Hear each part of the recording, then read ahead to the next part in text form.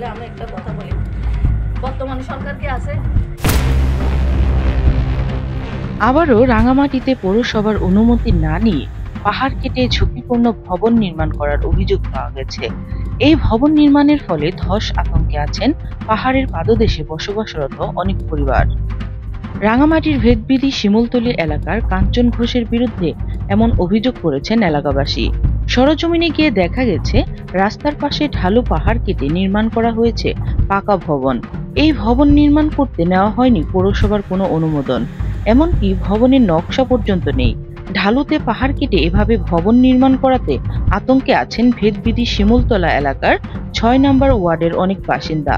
আমরা এখানে আমরা অনেকজন থাকি এখানে এখন এখানে পাহাড় নিয়ে ওই বিল্ডিংটা করছে, তার কারণ এখন সমস্যা পানি স্রোত এখানে পাহাড় ভেঙে পড়ছে, আমরা এখন অনেক রিস্ক হয়ে গেছে এখানে থাকাটা। এখন এটা অনেক সমস্যা। এখন উনিকে অনেক বারবার বলা গেছে যে পানি ওদিকে ঘুরে দিতে, এখন পানি সব এদিকে আসেই পড়ে, তারপরে সেদিন এদিকে মাটি ভাঙি পড়ছে। এখন আমরা থাকা এটা একটা রিস্কের ব্যাপার হয়ে গেছে।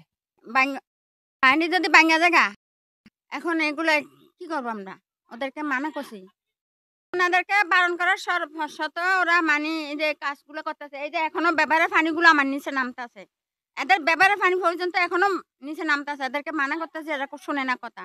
তাহলে এখন আমরা কিভাবে এখানে থাকবো? আর আমি ছোট খাটো একটা চাকরি করি, আমি অনেক বছর ধরে এখানে থাকি। আমি পৌরসভার রাস্তা ঝাড়ুতে পাত খাই। এখানে বিল্ডিংটা করাতে মনে করেন আমরা একটু বয়ে আসি, এমনিতে বয়ে আসি।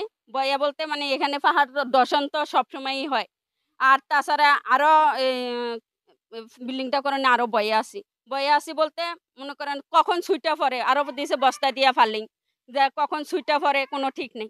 এখন আমরা যদি আশ্রয় কেন্দ্রে যাই, মনে করেন কয়বার মানুষের বাসা বাড়ি থুইয়া, আমাদের তো সংসার আছে বা গরু ছাগল আছে, এগুলো থুইয়া তো আর যাইতে পারি না। ঠিক আছে, এগুলা নিয়ে এখন আমরা বয়ে থাকি। যখনই বৃষ্টি আসে আমরা ঘুমাই না। মোট কথা আমরা সজাগেই থাকি। বৃষ্টি আসলেই আমাদের নামতে হয় যে পানি নিয়ে কখন কোনখানে ছুটিয়ে পড়ে, ওই বয়ে আতঙ্ক থাকি সব। সরজমিনে গিয়ে দেখা গেছে রাস্তার পাশে ঢালু পাহাড় কেটে নির্মাণ করা হয়েছে পাকা ভবন। এই ভবন নির্মাণ করতে নেওয়া হয়নি পৌরসভার কোনো অনুমোদন, এমনকি ভবনের নকশা পর্যন্ত নেই। ঢালুতে পাহাড় কেটে এভাবে ভবন নির্মাণ করাতে আতঙ্কে আছেন ভেদবিধি শিমুলতলী এলাকার ৬ নম্বর ওয়ার্ডের অনেক বাসিন্দা। কারণ এর আগেও এভাবে পাহাড় কাটায় বৃষ্টির ঢালে মাটি ধসে জীবনহানি হয়েছে এই এলাকার মানুষের। রাঙামাটির ভেদবিধি শিমুলতলা এলাকায় পাহাড় কাটার কারণে বৃষ্টিতে মাটি ধস একটি গুরুতর এবং দুঃখজনক সমস্যা। এই অঞ্চলে প্রতি বছর বর্ষা মৌসুমে পাহাড় ধসের ঘটনা ঘটে, যার প্রধান কারণগুলোর মধ্যে অন্যতম হল অবৈধভাবে পাহাড় কাটা এবং পাহাড়ের পাদদেশে ঝুঁকিপূর্ণভাবে বসবাস। সম্প্রতি ভারী বর্ষণের ফলে রাঙামাটির বিভিন্ন স্থানে পাহাড় ধসের ঘটনা ঘটেছে, যার মধ্যে ভেদবিধি ও শিমুলতলী এলাকায়ও রয়েছে।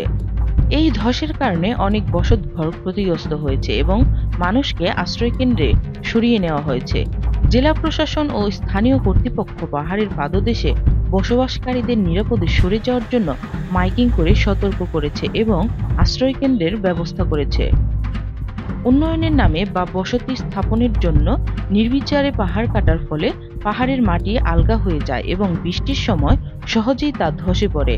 অনেক সময় পাহাড়গুলো ৯০ ডিগ্রি কোণে কাটা হয়, যা তাদের স্থিতিশীলতা আরও কমিয়ে দেয়। আইনের প্রতি শ্রদ্ধাশীল না থাকায় অনুমতি না নিয়ে পাহাড় কেটে এভাবে ভবন নির্মাণ কতটুকু যুক্তিসঙ্গত আর কেনই বা এমন হচ্ছে তা কাঞ্চন ঘোষের স্ত্রী লাভলি মজুমদারের কথাতেই বোঝা গেল। আপনি পৌরসভার অনুমোদন আছে কি? দাদা তাহলে আপনি যেটা সেটা বলতেছেন, তাহলে আমি একটা কথা বলি, বর্তমানে সরকার কি আছে? সেটা না, আমি বলতেছি বর্তমান সরকার বসা আছে। আমি যেটা আপনার কথা আমি শুনছি, আমার কথা আপনি শুনেন। বর্তমান সরকার আছে নাকি বলেন? আমার রড সিমেন্ট ১ নাম্বার, এদেরকে জিজ্ঞেস করে, আমি বলবো না। আমার ইট বলে সব ১ নাম্বার।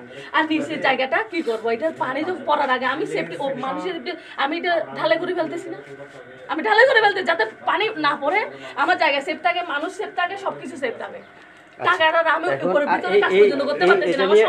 আচ্ছা, এই বিষয়টা নিয়ে কোনো মামলা চলমান আছে আপনার কোর্টে? না না দাদা, না না না, আমার জায়গাটা রেকর্ড, কেন মামলা চলমান থাকবে? আচ্ছা। ও আমি অনেক টাকা খরচ করছি, অনেক শক্ত, ওদেরকে জিজ্ঞেস করো, অনেক শক্ত করে বানছি এটা, অনেক এটাতে সমানে 3 তলা হইতো। আমি আর ভাড়াও দেবো না, কেন জানেন? দেখতেছি যে অনেক উঁচা লাগতেছে উপর থেকে উঠে, আর শুধু ঢালাইটা আমার ছেলেটার জন্য, একটু হাঁটা টাটার জন্য, বসার জন্য, অনেক শখের ঘর দাদা এটা। আমি এত বেশি পয়সা হলো না, আছে 2টা, আপনাদের আশীর্বাদে 2টা খাই আমি। আপনাকে তো বলছি দাদা, সেটা অনুমতি নিতে পারেন, নেবো, পরে নেবো। এই যে এখন বসছে না, আপনি যেমন ওখান থেকে যে পাহাড়গুলো কেটেছেন, আমি কাটি নাই দাদা এগুলো। এখন পাইলিং দিচ্ছেন অলরেডি কেটে, পাইলিং না দিচ্ছেন। পাইলিং না দিলে দাদা, এই যে আগে আমি ঢালাই কাগজে কলমে নয়, বাস্তবে নিয়মিত মনিটরিং, পাহাড় কাটা রোধে আইনের কঠোর প্রয়োগ, অনুমতিবিহীন ভবন নির্মাণ রোধে কার্যকরী ব্যবস্থা গ্রহণ এখন সময়ের দাবি। জরুরিভাবে পাহাড় কাটা রোধ আর অনুমতি ছাড়া ভবন নির্মাণ বন্ধ না হলে এবারের বর্ষা মৌসুমে অনেক প্রাণহানির আশঙ্কা করেছেন রাঙামাটিবাসী। Desk report, CNI news 24।